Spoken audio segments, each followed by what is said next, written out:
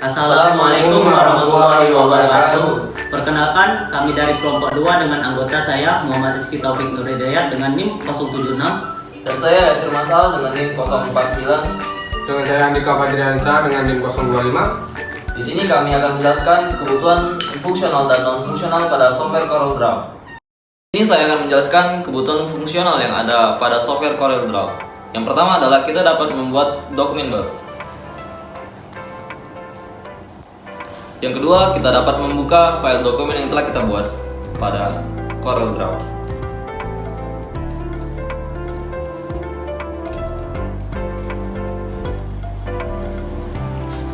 Yang ketiga, kita dapat menyimpan file pada software CorelDRAW.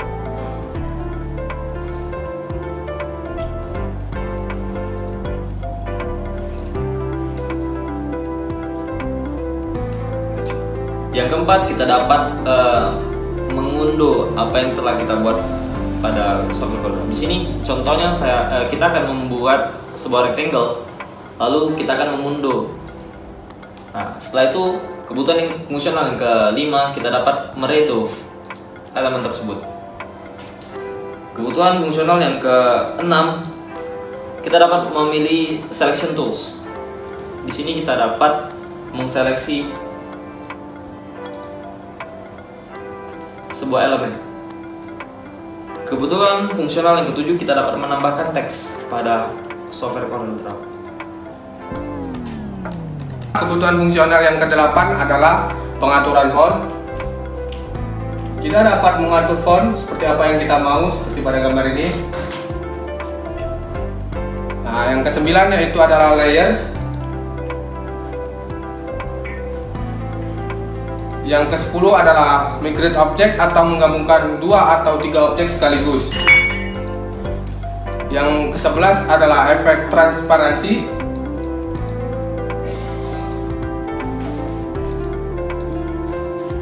Yang ke-12 adalah efek shadow. Yang ke-13 adalah duplikat objek. Yang ke-14 adalah group object.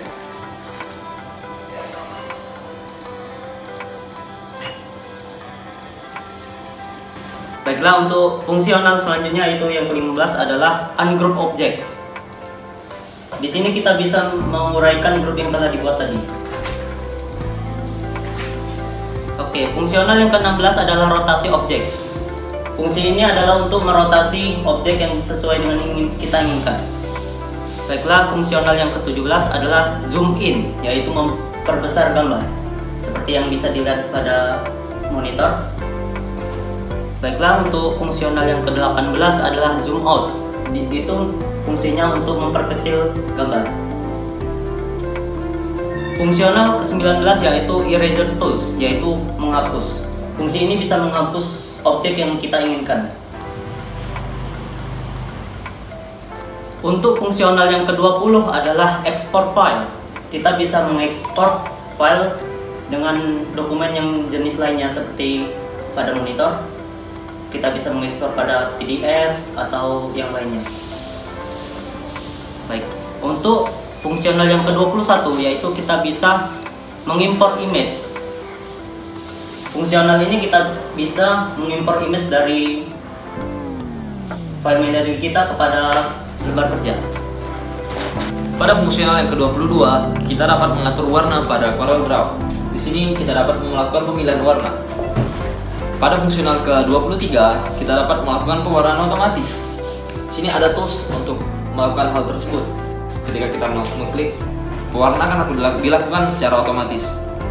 Fungsional yang ke-24 itu adalah panning atau menggeser kanvas. Kita dapat melakukan penggeseran kanvas dengan menekan Ctrl scroll atau dengan scroll pada garis. Kebutuhan fungsional yang ke-25 yaitu adalah melakukan pewarnaan pada bagian dalam. Di sini kita dapat melakukan pewarnaan bagian dalam dengan mengklik warna dengan klik kiri. Selanjutnya itu adalah fungsional yang ke-26 adalah melakukan pengaturan warna pada garis luar dengan mengklik klik kanan kita dapat melakukan pengaturan warna pada garis luar. Kebutuhan fungsional yang 27 adalah pen tools. Sini kita dapat menggunakan pen tools.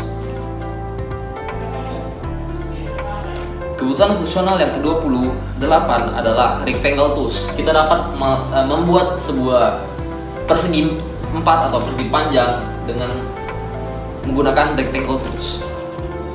Kebutuhan fungsional yang ke-29 adalah ellipse tool. Kita dapat membuat lingkaran seperti apa yang kita mau, maupun lingkaran kecil, lingkaran besar. Yang ke-30 adalah polygon tools. Kita dapat membuat lingkaran persegi 5. Yang ke-31 adalah color picker. Kita dapat mengambil warna dari tabel lain ke tabel lain. Yang ke-32 adalah fixed orientation.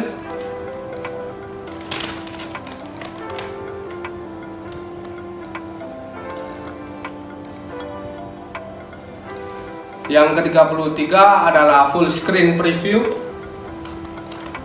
Kita dapat menampilkan lambar kerja kita sepenuhnya. Nah, yang ke-34 adalah unit speaker.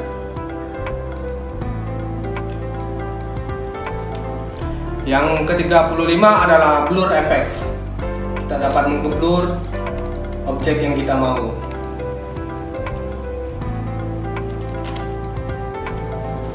Baiklah, untuk kebutuhan fungsional yang ke-38 yaitu adalah texture effect.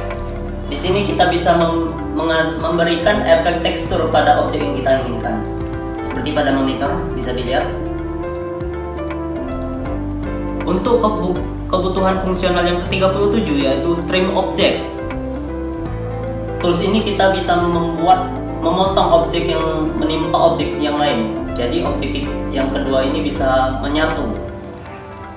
Kebutuhan fungsional yang ke-38 yaitu transform position.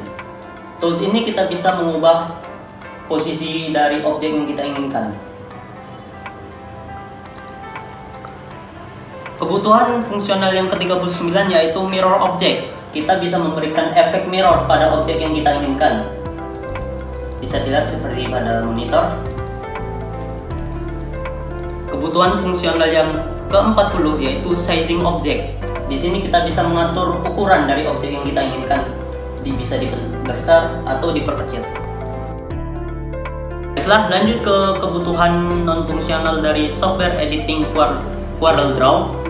Yang kebutuhan pertama yaitu stabilitas aplikasi. Fungsi non-fungsional ini membuat aplikasi ini tidak keluar secara sepihak. Bisa dilihat, dia tetap stabil. Untuk kebutuhan non-fungsional yang kedua yaitu skalabilitas yang konsisten pada aplikasi.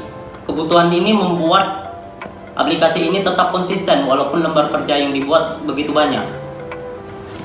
Kebutuhan non-fungsional yang ketiga adalah kompatibilitas sistem operasi di berbagai platform. CorelDRAW sendiri mendukung berbagai platform seperti MacBook ataupun Windows. Kebutuhan non-fungsional yang keempat adalah kompatibilitas format file. CorelDRAW sendiri juga mendukung berbagai file. Kebutuhan non-fungsional yang kelima adalah antarmuka pengguna yang responsif. Terlihat antarmuka pada CorelDRAW sudah terbilang responsif. Kebutuhan non-fungsional yang keenam adalah kenyamanan UI.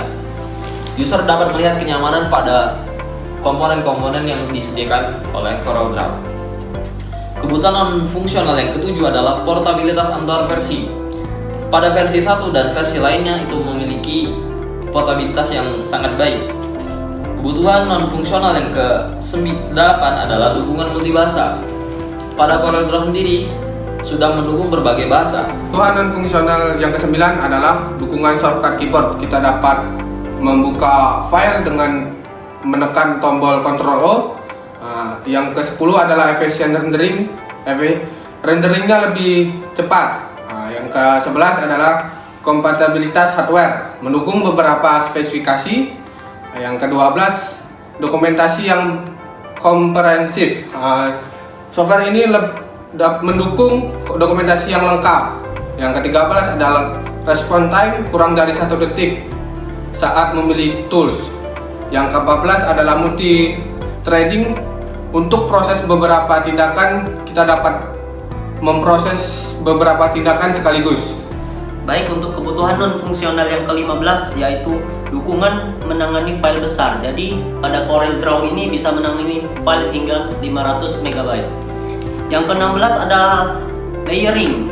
Jadi pada CorelDRAW ini dia bisa menangani hingga 100 layer. Yang ke-17 adalah enkripsi file saat disimpan. Jadi pada CorelDRAW ini dia bisa otomatis mengenkripsi file saat disimpan. Yang ke-18 adalah dukungan tanda tangan digital pada file. Jadi pada CorelDRAW ini dia sudah mendukung untuk tanda tangan digital. Untuk fungsi yang ke-19 yaitu customize toolbar. Jadi kita bisa mengotak-atik atau memindahkan toolbar pada layar. Yang ke-20 adalah dukungan update software tanpa tutup aplikasi. Seperti yang dijelaskan, yaitu CorelDRAW mendukung agar update software tanpa tutup aplikasi.